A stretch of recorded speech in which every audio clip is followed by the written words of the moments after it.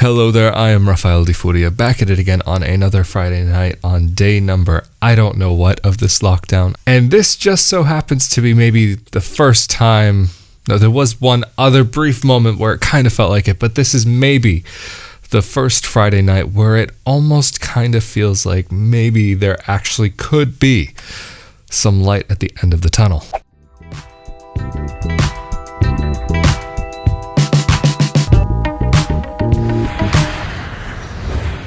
Of course, first thing, a huge thank you to those of you who've been helping to make these videos possible through Patreon. Thank you guys so much. So unfortunately, the numbers across the globe have still been going up.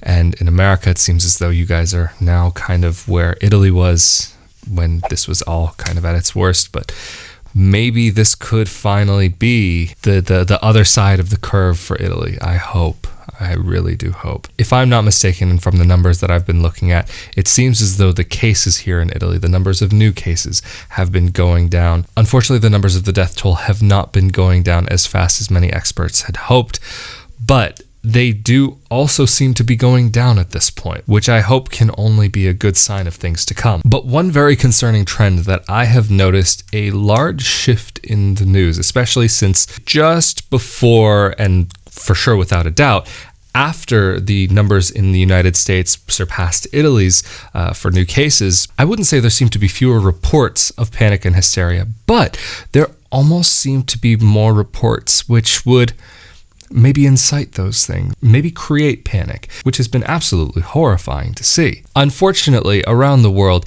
news doesn't always seem to be reporting on the situation, but actually told in a very emotionally charged way. But stories told worded in such a way that it could create an emotional charge. So that's something that I find very concerning. Rather than talk about some of the horrible news that's been going on, because you could go anywhere on the internet, and I'm sure anytime you open up your browser, the first thing that you're hit with is bad news. And this week, I wanted to try and divert away from that a little bit. I may not be able to do it throughout the whole video, but in this update about what's happening here in Italy and just kind of how things have been going from my experience, first, I wanted to talk a little bit about some of the really nice things that have been going on.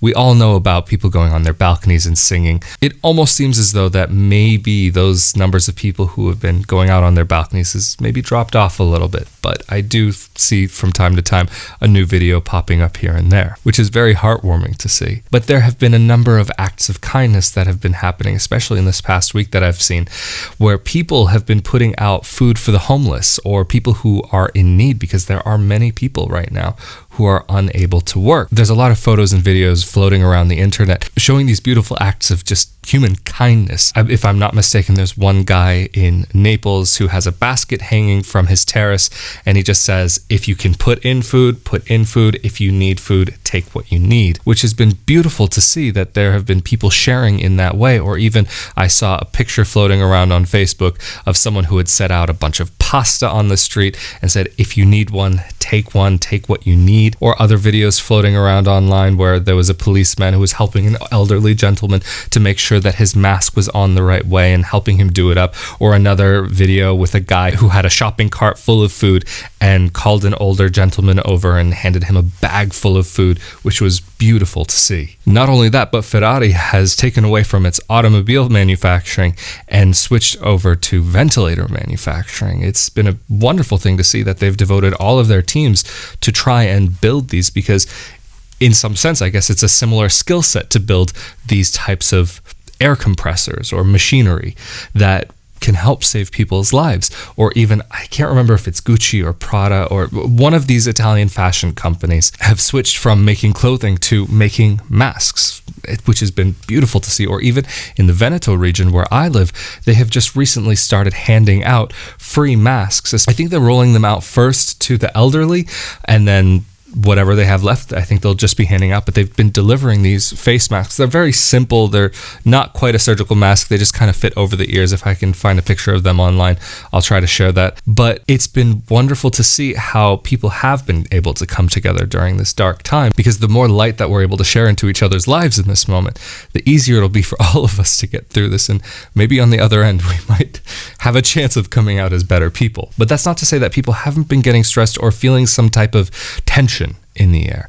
About 2 weeks ago, I had to go to the supermarket, and I had to go this week again. And when I went to the supermarket, there was a lot more people than the previous time, but I'd gone to 2 different supermarkets, and the one I went to this time is a little bit more accessible, especially for older people. And I noticed that a lot of people were there. I was very surprised about that. Probably more people than really should have been in there. It's difficult to compare because even on a good day, I'm not the craziest about going to this specific supermarket because it's in this mall, and it kind of feels almost post-apocalyptic to just begin with, but also because of how many people were in there. Keeping distance from one another was very difficult. I had many people, older people, coming over to me like very close. I was like, wait, we should be staying away from each other, no?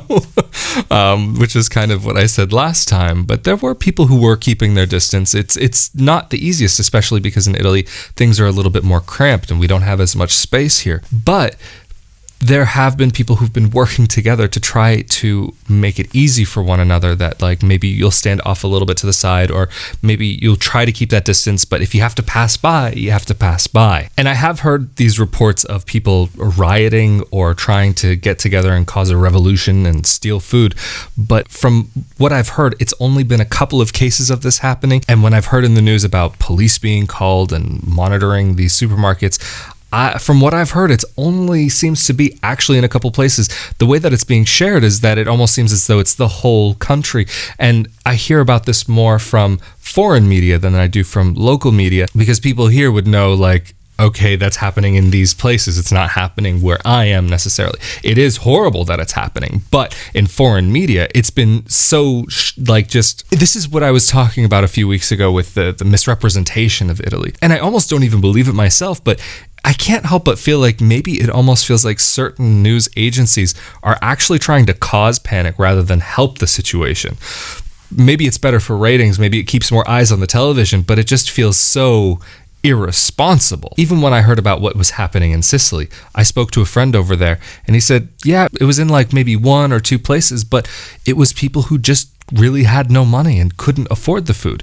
And so my heart goes out to these people, because I'm also feeling this from a financial standpoint, and I have family now who are out of work, and so it's been difficult for all of us. Even though during this time I've been keeping myself pretty busy, I have had some time to think about things and just kind of contemplate, and just kind of course your mind wanders. And I mentioned this in a previous video, but walking around Venice, there was that just on almost every billboard, not billboard, but sign throughout the city was, may you live in interesting times. And I just can't help but going back to the thought of the origin of where that comes from and how it was originally meant as a curse. I'm not going to go into it in this video, but I do encourage you to type in origin of may you live in interesting times, because it originally was meant as a curse, and it did happen to come from a certain part of the world. And the global situation that we're currently facing also seems to have its origin in a certain part of the world. I don't get into conspiracy theories, and I'm not superstitious, but I can't help but have some second thoughts here.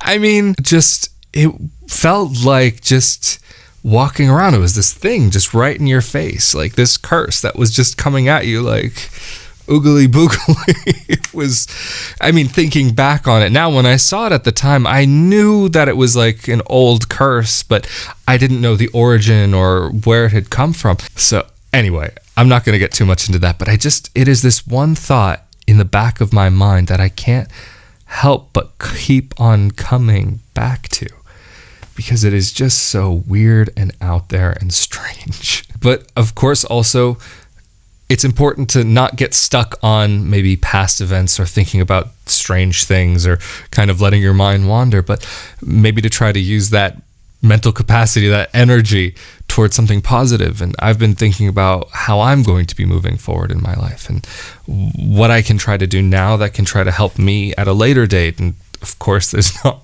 much at this point, but even thinking about simple things, wondering about, okay, like, what's it going to be socially after this is all over? I mean, I can definitely say that for a while, I'm not going to be shaking anybody's hands, not going to be hugging anybody. And even though there might be people who might consider this rude because it is a normal greeting of sorts between people who you're friendly with, or even a friend of a friend at times, I will definitely not be doing the Italian double cheek kiss or triple cheek kiss, depending on where you are. I've joked about this on Facebook, but I will for sure be going with the Vulcan greeting from now on.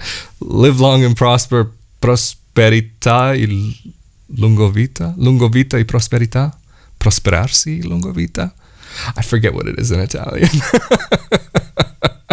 But anyway, I know it's difficult during this time, but we all need to figure out our own individual ways of trying to keep our spirits up and trying to be there to support each other. And I may not be able to respond to every message, but I try to put out what I can to update you guys on the situation and try to share what little bit of a laughter maybe that I got during the day with you guys, because I think it is important to keep you guys up to date. But now we're just in the middle, the thick of everything that we find everywhere is being posted about this horrible thing in the world, and it's very important to be very aware of what's going on. But it is also important to remember to try and smile, to try and laugh. It's going to be difficult during this time, but you have to try to figure out what can help you keep going. There have been people online that have figured out all these fun little things that they could do with their family.